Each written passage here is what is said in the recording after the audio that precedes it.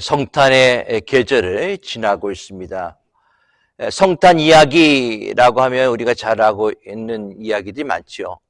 대표적인 것이 동방박사와 또 하늘에 있는 별, 그리고 또한 목동들과 천사들, 그리고 동정녀 마리아의 탄생, 이러한 것들이 아마 성탄의 이야기인지 알고 있습니다.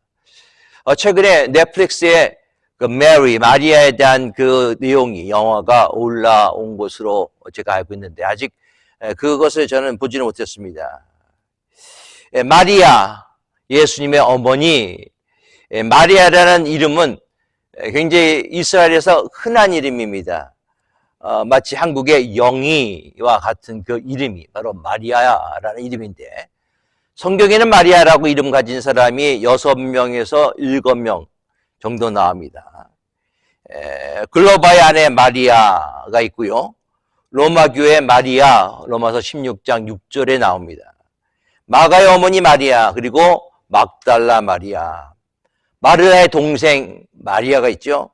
그리고 작은 야고보의 어머니 마리아.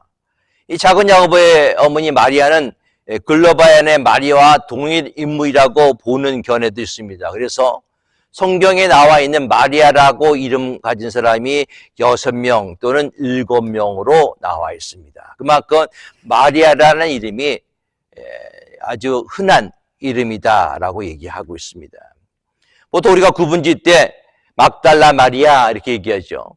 마르다의 동생은 마리아라고 얘기하고 있고요. 그리고 우리 예수님의 어머니는 예수님의 어머니 마리아라고 이렇게 얘기하고 있습니다. 천주교에서는 예수님의 어머니 마리아를 보통 성모 마리아 이렇게 얘기합니다. 이런 가톨릭에서의 마리아의 숭배는 잘못된 교리를 만들어냈어요. 이런 이유 때문에 개신교에서는 마리아에 대한 설교가 한정이 되어져 있습니다. 마리아에 대한 설교를 잘 하고 있지 않습니다.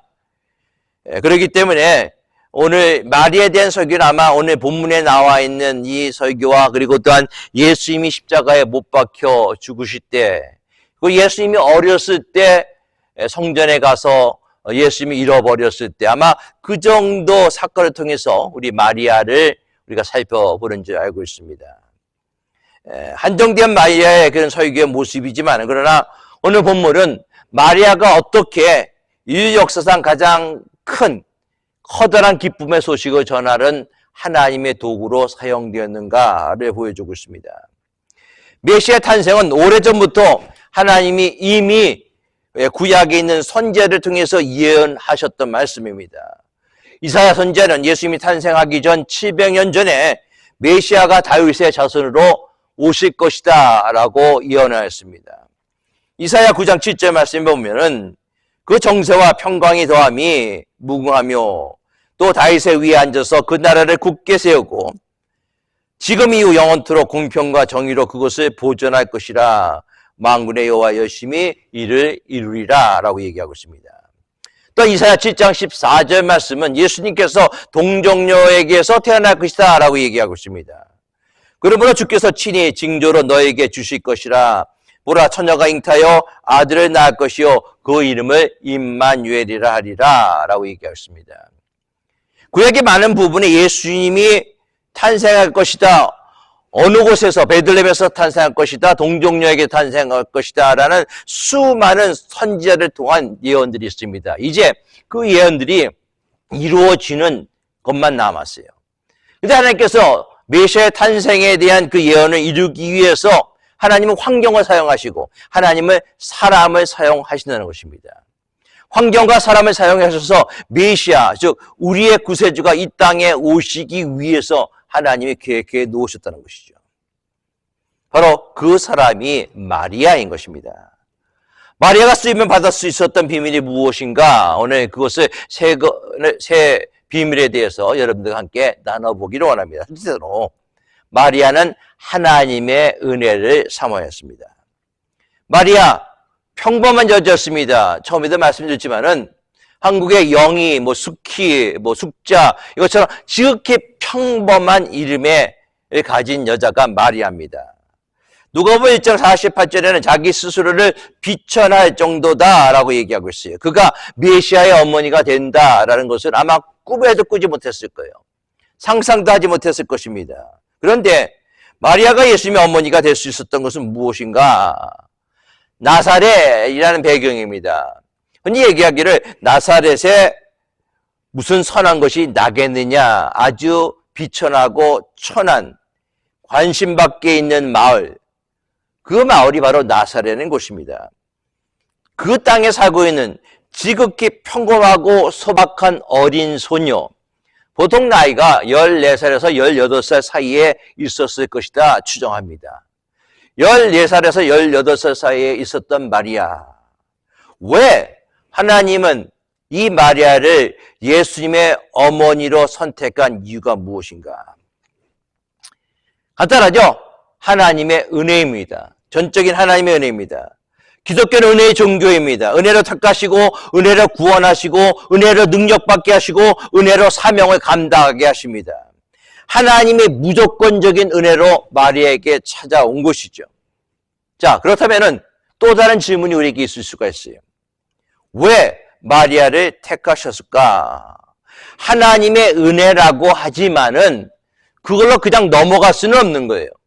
오늘 성경 말씀을 자세히 살펴본다면은 모든 것이 하나님의 은혜지만 마리아는 그런 하나님의 은혜를 받을 만한 준비가 되어 있던 여인 아니면 소녀 이렇게 얘기할 수가 있습니다. 28절 말씀에 이런 말씀이 있습니다. 그에게 들어가 가로되 은혜를 받은 자여 평안할지어다 주께서 너와 함께 하시도다. 천사는 마리아에게 행해서 은혜를 받은 자여라고 말합니다. 은혜를 받은 자여, 여기서 은혜를 받은 자라는 말은 하나님의 주권적인 역사로 말미암은 것입니다. 하나님의 주권적인 선택입니다. 자, 그럼에도 불구하고 우리 성경 말씀은 조금 더 봐야 돼요. 보아야 될 말씀이 30절입니다. 30절 말씀을 한번 보기 원합니다. 천사가 이르되 일러 가로되 마리아여 무서워 말라 내가 하나님께 은혜를 얻었느니라. 여기서도 하나님께 은혜를 얻었다라고 얘기합니다. 내가 하나님께 은혜를 얻었다. 이 말의 원문은요, 그녀가 하나님의 은혜를 찾아왔다라는 뜻입니다. 그러니까는 그녀가 하나님과의 관계에서 은혜를 찾았다. 마리아의 삶 가운데 속에서 항상 은혜를 사모하는 마음이 있었다는 거예요. 그의 삶 가운데 하나님 나는 은혜를 원합니다. 나는 은혜를 찾습니다. 그 은혜를 찾은 네가 발견하였다라는 그 뜻입니다. 소녀 마리아의 마음속에 하나님에 대한 사모함이 하나님에 대한 찾음이 있었다는 거예요. 그 찾음을 보시고 하나님께서는 이 여인에게 바로 은혜를 베푸셨다라는 뜻입니다. 하나님이 선택했다. 맞습니다. 그러나 마리아의 편에서는 하나님의 은혜를 사모하였다라는 것입니다. 자, 여러분, 마리아가 하나님의 은혜를 찾았더니만 하나님의 은혜가 임하였다라고 얘기하고 있습니다. 우리 주님 말씀하십니다. 찾으라. 그리하면 뭐예요? 찾을 것이요. 찾는 자에게 하나님을 찾게 만드신다는 거예요. 그런데 점점 안타까운 사실은 무엇인가? 오늘날 교회 가운데 속에서 하나님 백성 가운데서 하나님의 은혜를 사모함이 약해지고 있다는 거예요. 세계적인 기독교 저술가인 필립 얀시는 이렇게 얘기합니다. 하나님의 은혜가 사라졌어요 라는 그 책에서 하나님의 은혜가 교회에서 점점점 사라지고 있다.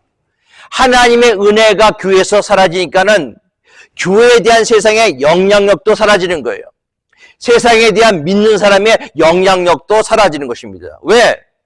하나님의 은혜가 내게 없으니까는, 하나님의 은혜가 내게 없기 때문에 세상적인 것들만 생각나고, 하나님의 은혜가 없기 때문에 내가 화를 내고 용서하지 못하고, 하나님의 은혜가 없기 때문에 내가 하나님의 사역을 감당하지 못한다는 것이죠. 하나님의 은혜가 회복되지 않으면 하나님의 교회도 하나님의 사람도 세워질 수 없다는 것을 우리가 분명히 알 수 있기 바라겠습니다. 우리에게 하나님의 은혜가 필요한 거예요. 하나님의 은혜가 없으면 끊임없이 우리를 힘들게 하는 모든 문제들, 그 문제 속에서 우리가 헤어나올 수가 없어요. 문제에 짓눌려서 살아갈 수밖에 없습니다. 하나님의 은혜가 없으면 기쁨도 없고, 하나님의 은혜가 없으면 감사도 없습니다. 하나님의 은혜가 없으면은 내가 이 세상 속에서 믿음의 사람으로 살아갈 수가 없다는 거예요. 그런데 반대로 하나님의 은혜가 있으면 모든 것이 해결된다는 사실을 믿으시기 바라겠습니다. 모든 것이 하나님의 은혜 안에 잠기는 거예요, 여러분. 하나님의 은혜가 차고 넘치면 나에 있는 모든 문제가 다 잠긴다는 사실을 알 수 있기 바라겠습니다. 그래서 교회에서 가장 필요한 게 뭔지 아세요? 프로그램이 아니에요. 교회에서 가장 필요한 것은 하나님의 은혜입니다. 좋은 시설이 아닙니다. 하나님의 은혜가 있으면 됩니다. 하나님의 은혜가 있으면 교회는 부흥하게 되어져 있습니다. 하나님의 은혜가 있으면 성도가 변화됩니다. 하나님의 은혜가 있으면 가정이 변화됩니다. 하나님의 은혜가 그만큼 중요해요. 히브리서 4장 16절 말씀 이렇게 얘기합니다. 그러므로 우리는 긍휼하심을 받고 때를 따라 돕는 은혜를 얻기 위하여 은혜의 보좌 앞에 담대히 나아갈 것이라. 은혜는요, 사모하는 자의 것이에요. 하나님의 은혜를 사모하고 기도할 때 하나님께서는 은혜를 베풀어 주십니다. 마리아처럼 은혜를 찾음의 모습이 있어야 되는 거예요. 사모함이 있어야 된다는 것입니다. 하나님은 그것을 보셨어요. 그것을 보시고 난 다음에 마리아를 하나님의 종으로, 하나님의 도구로, 구세주의 탄생의 도구로, 기쁜 소식을 전하는 도구로 사용하셨다는 것입니다. 여러분, 우리 인생 가운데 속에서 하나님께 사용받기를 원합니까? 그럼 은혜를 강구해야 되는 거예요. 세상에는 돈을 강구하는 것이 아니라, 세상에는 명예를 강구하는 것이 아니라, 하나님, 나는 은혜가 필요합니다. 은혜가 있으면 됩니다. 은혜 아니면 내가 살아갈 수가 없습니다. 은혜만이 나의 모든 것이 되십니다. 라는 고백이 있기를 바라겠습니다. 그럴 때 하나님께서는 여러분들을 하나님의 도구로 사용해 주신다는 거예요. 두 번째로, 마리아가 바로 메시아의 탄생의 도구로 사용될 수 있었던 모습은 무엇인가? 그는 하나님의 능력을 신뢰했습니다. 마리아가 예수님을 잉태하는 것은 정말 커다란 축복이에요. 그렇죠? 인류 역사상 가장 커다란 기적을 경험한 사람이 마리아입니다. 그런데 마리아는 사실 두렵고 말도 안 되는 천사의 말을 들었습니다. 여러분들 똑같은 얘기를 듣다 보세요. 이건 말도 안 돼. 내가 남자도 모르는데, 내가 성적인 관계를 갖지 않았는데, 내가 아이를 임신한다는 사실, 인간적인 생각으로는 도저히 안 되는 것이기 때문에 마리아는 그 천사의 말에 대해서 반박합니다. 34절 말씀입니다. 봅니다. 마리아가 천사에게 말하되 나는 사내를 알지 못하니 어찌 이 일이 있으리까? 자, 이런 임신은 과학적으로도 불가능하고 그렇기에 이성적으로 도무지 이해가 될 수 없는 것입니다. 또한 정말 임신하게 된다면은 처녀인 마리아가 아주 치욕적인 일이 될 것이고 그것을 통해서 죽임을 당할 수밖에 없는 그런 일들이 벌어질 것입니다. 왜냐하면 구약의 율법에 의하면 혼인하지 않는 상태에서 임신하면 돌로 쳐 죽이라 라는 그런 문구가 있습니다. 신명기 22장 20절 21절이죠. 처녀의 표적이 없거든 그 처녀를 그의 아버지 문에 끌어내고 그 성읍 사람들이 그를 돌로 쳐 죽일지니. 생각만 해도 끔찍한 얘기죠. 그렇죠? 그런데 천사의 음성이 또다시 들립니다. 내가 남자를 알지 못하는데 어떻게 이런 일이 일어나겠습니까? 했을 때 누가복음 1장 35절입니다. 천사가 대답하여 이르되 성령이 내게 임하시고 지극히 높으신 이의 능력이 너를 덮으시리니 이름으로 나실 바 거룩한 일은 하나님의 아들이라 일컬어지리라. 성령이 임하고 높으신 이의 능력이 덮을 것이다 라고 얘기하고 있습니다. 높으신 이의 능력, 성령이 덮을 것이다 라고 얘기하고 있습니다. 여러분들 성령이 덮는다는 의미로 제일 먼저 쓰여진 것이 창세기 1장이에요. 하나님의 영이 수면을 운행하시니라 라고 얘기하고 있습니다. 그럴 때 뭐가 일어났어요? 창조의 역사가 일어난 거예요. 성령께서 마리아를 덮으시니 생명의 역사, 새 창조의 역사가 일어나게 된 것입니다. 여기에서 하나님은 바로 천사는 마리아를 위로하기 위해서 더 중요한 말씀을 선포합니다. 누가복음 1장 37절 말씀 우리 같이 읽습니다. 시작. 대저 하나님의 모든 말씀은 능하지 못함이 없느니라. 대저 하나님의 모든 말씀은 능하지 못함이 없느니라. 하나님은 말씀을 이루시는 분이라는 사실을 마리아에게 가르쳐주고 있습니다. 그리고 마리아는 그것을 믿었다는 거예요. 45절 말씀 보세요.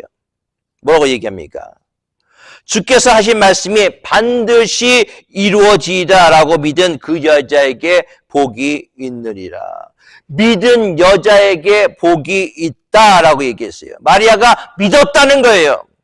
하나님의 능력, 성령의 능력, 마리아가 신뢰하였다는 것입니다. 여러분들, 하나님의 능력을 신뢰하는 분들이 되시기를 예수 그리스도의 이름으로 축원합니다. 여러분들, 하나님의 능력은요, 우리의 상식에 매이지 않아요. 믿음이 있는 곳에 성령의 역사가 일어나면 믿으시기 바라겠습니다.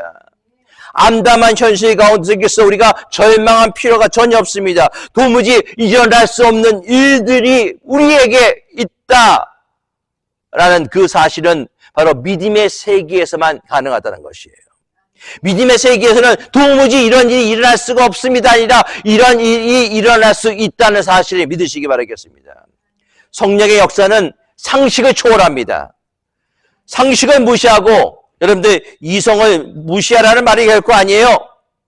성령의 역사는 비상식이나 몰상식이 아니라 초상식이고 초이성임을 믿으시기 바라겠습니다. 1 더하기 1이 뭐죠? 2. 이성이에요, 이성. 그렇죠? 누구나 다 아는 상식입니다. 논리적으로 틀림없는 진리입니다. 그러나 성령이 역사하시고 하나님의 능력이 우리를 덮으면 1 더하기 1은 2가 될 수도 있고 1 더하기 1은 3이 될 수가 있고 1 더하기 1은 4가 될 수가 있고 1 더하기 1은 1000이 될 수 있고 1 더하기 1은 만이 될 수 있음을 여러분들 분명히 믿으시기 바라겠습니다. 왜? 하나님이 원하시기만 한다면 안 될 것이 없다는 것을 믿으시기 바라겠습니다. 가장 중요한 것은 무엇인가? 내가 하려고 하는 그 일이 하나님이 원하시는 일인가 아닌가를 내가 알 수 있어야 된다는 거예요. 하나님이 원하시는 일이라면 모든 것이 다 이루어지게 된다는 사실을 믿으시기 바라겠습니다. 여러분, 여러분의 삶에서 기적과 능력이 나타나기를 원하십니까? 그렇다면 여러분들 상식으로 예수님을 믿지 말고 이성으로 하나님을 믿지 말고 성령의 능력으로 하나님을 믿으시기 바라겠습니다. 진리의 말씀을 믿을 때 나의 모든 경험, 나의 모든 상식, 나의 모든 것을 다 내려놓고 성령께서 내 안에 역사하시고 성령의 능력을 믿을 때 놀라운 축복들이 여러분들에게 임하게 된다는 사실을 믿으시기 바라겠습니다. 마리아는 그것을 믿었다는 거예요.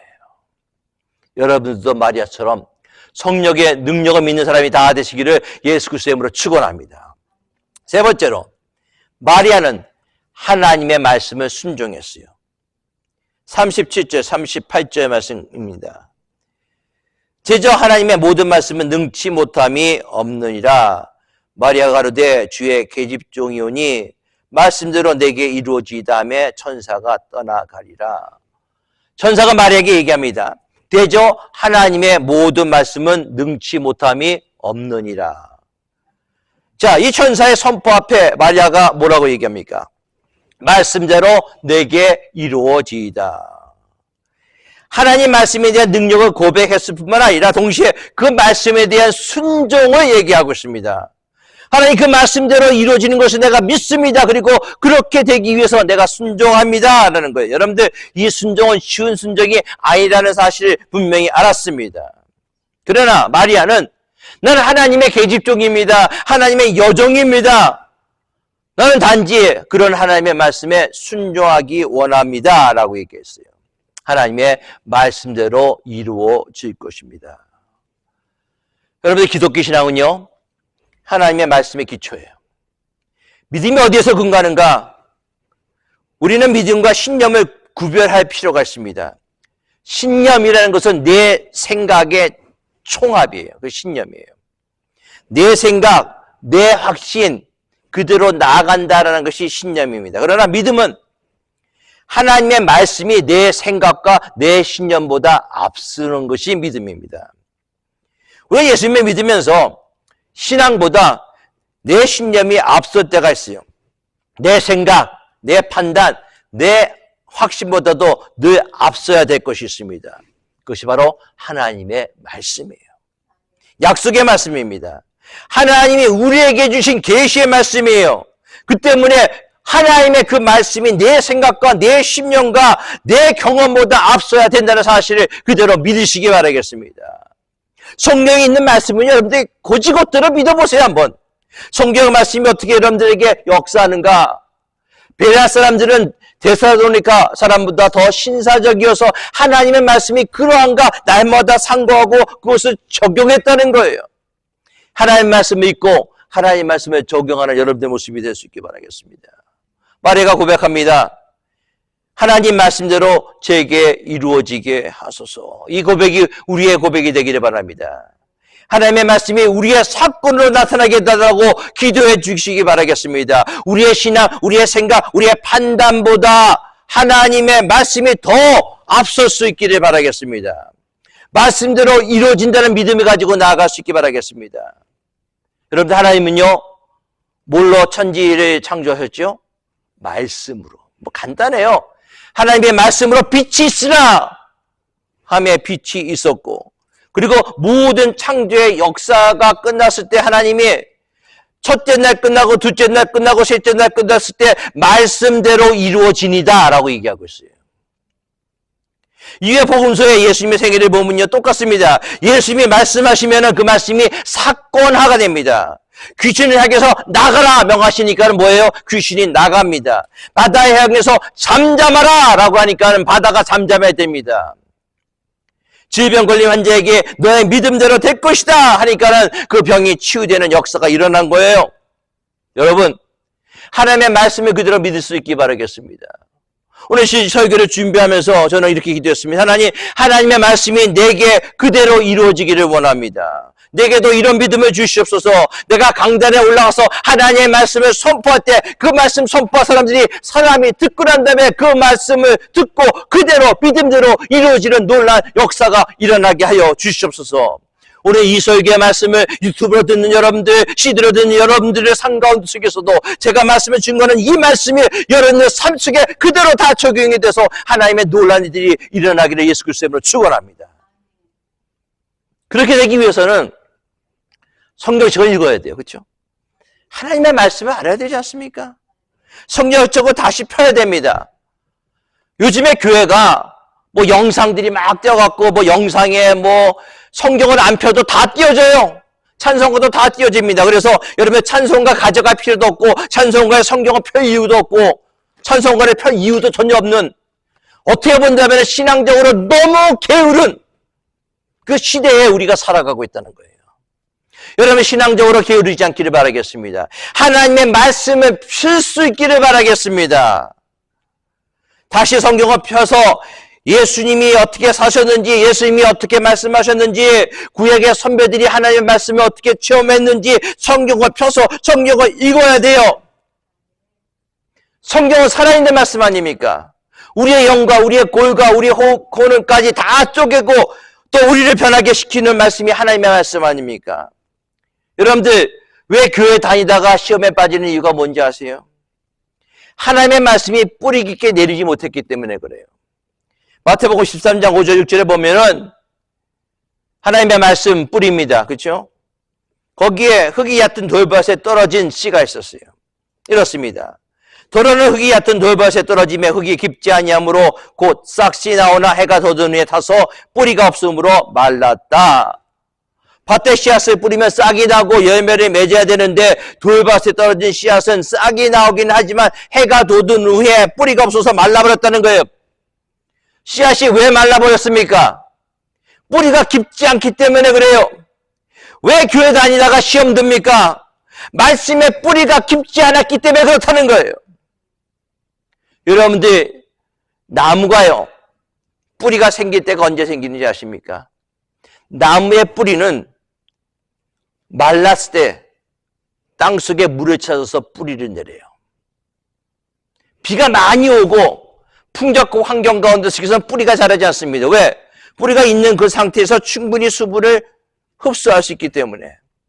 그러나 가뭄이 오고 비가 내리지 않는 그런 가운데 속에서 나무는 살아야 되니까는 그 뿌리를 땅속 깊숙하게 내리는 거예요. 뭘 찾기 위해서?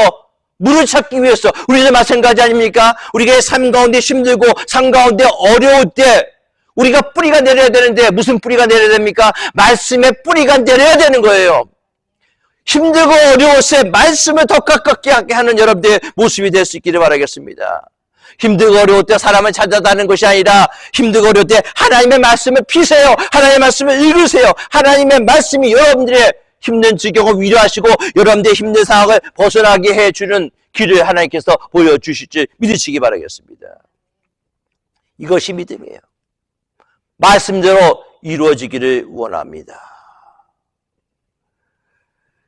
여러분들의 믿음은요, 결단입니다. 어떤 어려움이 찾아온다 하더라도 하나님의 뜻이 내게 이루어지기를 바라는 결단이 있어야 돼요. 그것이 마리아의 결단입니다. 우리는 말로만 많이 하는 사람들이 참 많습니다. 말씀대로 이루어지기 원합니다 하면서 결단을 안 해요. 아무 일도 안 하는 것입니다. 내가 입술의 고백을 통해서 말씀대로 이루어지기 원합니다 라고 얘기했을 때 결단이 있어야 된다는 거예요. 그 일이 하나님의 말씀이 나의 삶 가운데 오셔서 하나님의 말씀이 나의 삶에 역사하시고 말씀이 이루어지기 전까지 나에게 다가오는 모든 환난, 나에게 다가오는 모든 고난, 나에게 다가오는 모든 불이익을 감수하고 그것이 이루어질 때까지 끝까지 감당하겠습니다. 라는 그런 마음이 우리에게 있어야 된다는 것이죠. 바로 그것이 마리아의 모습이었습니다. 말씀하십니다. 이 시대에도 하나님은 사람을 찾고 계세요. 마리아와 같은 사람을 찾고 계십니다. 하나님께 쓰임받기 원하는 사람을 찾아요. 그런데 그 사람들이 너무나 없다는 거예요. 마지막 때의 말세에 내가 믿음이 있는 사람을 보겠느냐, 저희가 지난주에 제가 말씀드린 것처럼 믿음이 있는 사람이 너무나 없다는 거예요. 마지막에 말세 때 하나님은 저와 여러분들을 마리아처럼 하나님의 도구로 사용하기를 원하십니다. 하나님의 나라를 위해서 하나님이 쓰실 사람을 찾고 계세요. 하나님의 말씀에 깨어 절대적으로 순종하는 사람을 하나님이 찾고 계십니다. 그런 사람이 저와 여러분들이 될 수 있기를 예수 그리스도 이름으로 축원합니다. 그리고 이런 고백을 하시기 바랍니다. 하나님, 말씀대로 내게 이루어질 줄 믿습니다. 그런 고백이 저와 여러분들의 있기를 예수 그리스도의 이름으로 축원합니다. 기도합니다. 하나님의 말씀이 내게 그대로 이루어질 줄 믿습니다. 이 고백이 저희들의 고백이 되어 하나님 앞에 귀하게 쓰임받는 믿음의 귀한 성도들이 다 되게 하여 주시옵소서. 우리 주 예수 그리스도의 이름으로 기도드리옵나이다. 아멘.